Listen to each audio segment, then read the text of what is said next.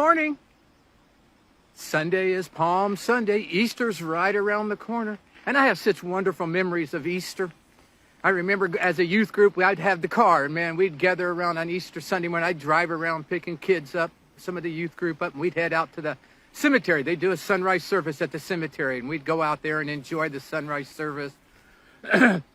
Afterwards, donuts and hot chocolate or coffee, and then we'd gather up and we'd head out for breakfast, and then over onto church, and then we'd gather around in the afternoon. We'd run over to Penny's, and they had little spice drops bunnies, little sugar spice bunnies, like orange slices.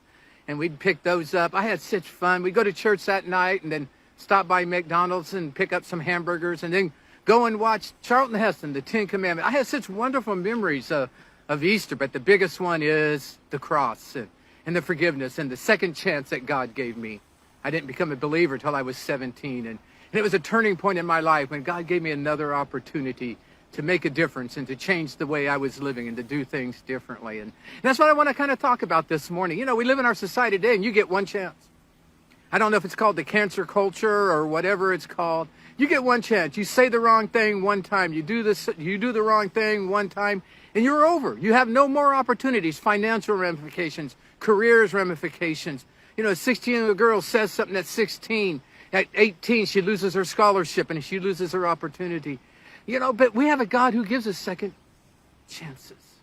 That's what the cross is. I look at Easter as God saying, here's your second chance. Here's your opportunity. You know, there are consequences to sin, but there's a second opportunity. I read this verse and it just dawned on me. I put the two verses together. I've never done that. Here, listen to this. Get rid of bitterness, rage and anger, brawling and slander, along with every form of malice. Be kind and compassionate to one another. Forgive each other, just as God has forgiven you. I love that passage. I never had tied those two together. I've always looked, no anger, rage, let's get rid of all that.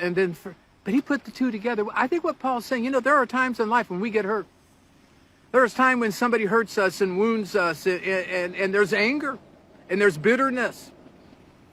And God says, listen, you got to forgive, just as I forgave you. That's what Easter's all about. That's why I want to encourage us.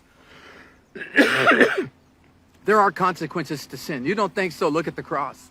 That's the consequence of sin. There are consequences to sin. But there's also an opportunity through the cross. And that's what I want to think about. You know what? I'm on probably my umpteenth opportunity of second chances because God keeps giving it. And I want to challenge us this morning to give second chances, to give opportunities to start over.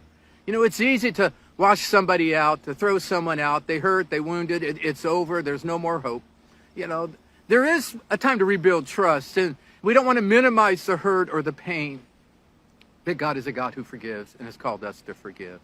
So I want to challenge our culture today. This cancer culture, the cancel culture, whatever it is a cancer. We've got to forgive, give second chances, give opportunities. And that's what I want to encourage us to do this morning. You know, as you look at the cross, you go back to Easter, and maybe the greatest example is Peter. Peter in his boldness and Peter in his brashness was sitting there when Jesus was telling him, this is what's going to happen to me. Peter's going, I'll be with you. I'll stay with you. Count on me. Depend on me. And in 24 hours, not once, not twice, but 3 times he denied Jesus. 3 times he denied Jesus.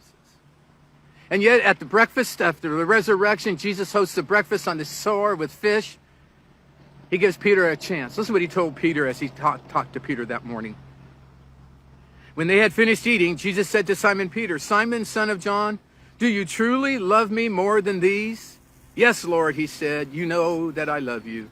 Jesus said, feed my sheep. Jesus goes, I know you messed up. Not just once, not twice, not just 3 times. Life is rough. But here's your opportunity. Feed my sheep. That's what I want to offer you this morning. Here's 2 things I want to say this morning. Maybe you need an opportunity. Maybe you need a second chance. God sat there on the cross and says, come. It's your second chance. It's your umpteenth chance. That's mine. I got umpteenth opportunities. So I want to call you to that opportunity. Maybe you're one who's been hurt. Maybe you're one who's been wounded. Maybe you have some bitterness and some anger, and there's somebody that you just have pushed away that you might need to reach out to and forgive. We got to cancel the cancer culture. We got to move on and be like God. So I want to invite you this morning. We're going to have a great time on Sunday. We're going to talk about Palm Sunday. We're going to have a great celebration. And then there's next Sunday when it's Easter.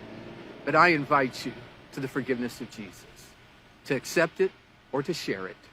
It's yours. God bless you. Have a great week. I love you. I love you. I truly do. And I pray for you. Let me know what's up. I'll be praying for you. See you Sunday, online or in person. We'll have a great time together as we celebrate the resurrection of our Lord and his forgiveness. God bless you. Take care.